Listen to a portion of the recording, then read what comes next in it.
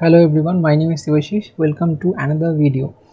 In this video, we will be discussing about the last two methods which are left in our database operations. What we have CRUD, right? CRUD means create, read, update and delete.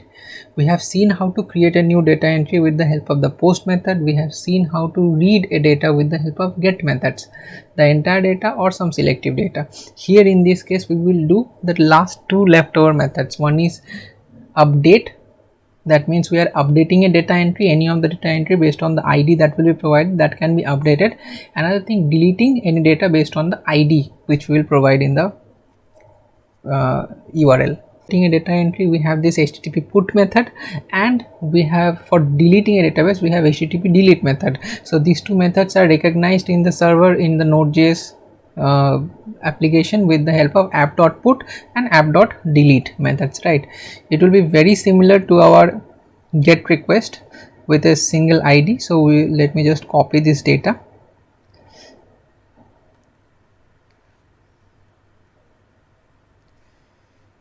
Now we'll paste it here. Instead of this get, we will use put methods. Okay, what we are doing, we are passing the students slash the ID, and the ID, this variable is kept inside this ID container or variable. Okay, that can be referred with this request.params.id. Now we have initially a present variable. What it does, it checks whether this ID is present in our student.id in our student database. Okay, if it presents, then we need to do certain thing. If it's not, then we can directly say that no student data available with this ID, so no data can be changed. Okay, so here we need to change only this part, that if the data is present, then what we're going to do, we're going to change the value of that ID, and we're gonna then show the entire data with the changed parameters to the client. Okay, so for that, what we will use another method of JavaScript array methods, that is called for each. In this method, this will take a function as its argument. This function will take individual array item as its argument. Okay, so that is a student. The individual student data is referred as student. In this function, what we're gonna do, we will simply check. Okay, let me just do another thing here.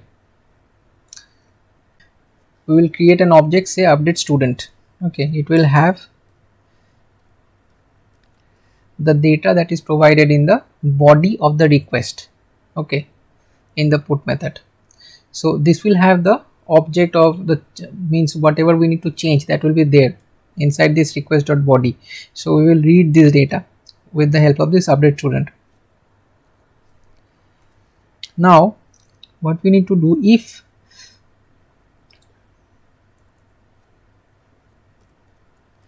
this student dot id is triple equals to the request.params data, request.params.id, then what we need to do, we will change the values whatever is provided in this update student data, right? So student.name, there are two fields only, student.name, it will be changed to update student.name. But what may happen, that say the client wants to change only one value and only that value is provided, means say it needs to change only the name, not the gender. So the name is only provided, the gender is not at all provided in the request.body. Okay, so we need to check whether this name is provided or not. If it is provided, then we will change the value. So for that, we will use the ternary operator. So if update student.name is there present, then we will change the value to update student.name. If it's not present, then we will keep the previous value, that is student.name. Okay, the same thing is to be done for the gender. we'll use multiple cursor to do it little bit quicker.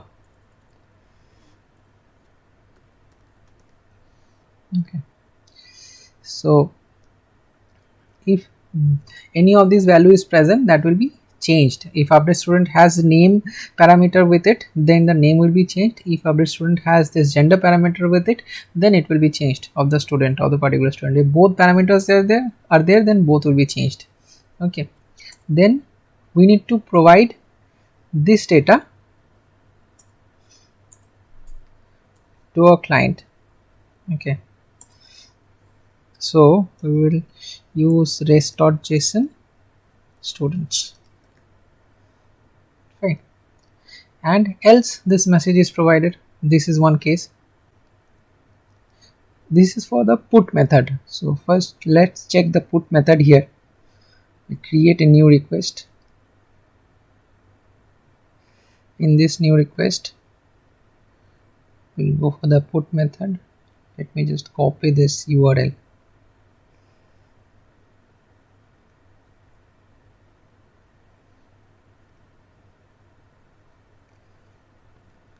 First check the data. What are the data that we have? Okay, what are the students details we have? This student detail are there, John Doe and Jane Doe. Okay, so for the put method, we need to change, say I want to change this Jane Doe with a different name. The name may be changed with the same ID too, right? So what we need to do in this headers, we need to delete these two. We will provide content type as application/json. This is important. And then we'll go to this data. First let me provide with an ID 3 which is not present. Let me have a JSON object for name. Oh, this JSON object should always be this key values, everything should be in double quotes. So the name I want to change to Diana. Okay, so first I'm providing an ID of 3 which is not present actually. So let me just see what it shows. It shows that no student data available with ID 3. So that's exactly what we have written here, right? If the student ID does not match, it should provide me a message of this, no student data with this ID.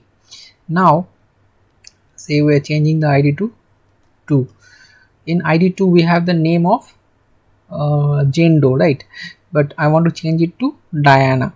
Let's just see here, the first name is John Doe, then the second one which was Jane Doe previously, it is changed to Diana. The gender is kept as female. Okay, this is how we can represent a put method in which we can update any data entry. Now another thing what we need to do, we need to delete any data entry. For that again we will copy the entire get method, this get method for a particular student ID. We'll copy it and we'll use it here. In this again we will change the method because there is a delete method. We will change this app.get to app.delete. Okay, it will have a student ID. First we need to check whether the student ID is present or not. If it is not present, then there is no question, we can't delete anything. Okay, we will say the same message, no student data available with ID this. If the student detail is present, if the ID is present, then we have to provide an array where this particular ID is not present, right? That replicates the delete method. So we will check for this. If this ID is not present, then that data is to be provided. So we are changing this. Previously it was like the only student data where the ID matches with that ID, with the ID that is provided in this URL, that is to be shown. Here the data of the students are to be shown where the ID does not match with the ID provided in the client request. So that exactly can be done with this not sign. Simple, there is nothing much in it. So if I save this data, okay, if I save, then my entire data, now just check the get method. I will check the entire data what we have. it's having this John Doe and Jane Doe, because we are always, whenever we are saving the data, the server restarts and it reads the data which are there in our database. That is the initial data with this John Doe and Jane Doe. Okay, now say I want to delete this data. We don't need this thing here right now. Now we will change it to delete. Okay, the method will be changed to delete, and we will provide an ID of say 2. That means we will not get this data, we will get only this much, okay, of one data. Just let's check. Okay, it's showing that of ID 1, only one data is showing in the array. Okay, so this replicates the delete method. So that's it. Thanks very much for watching. Hope to see you again in another video.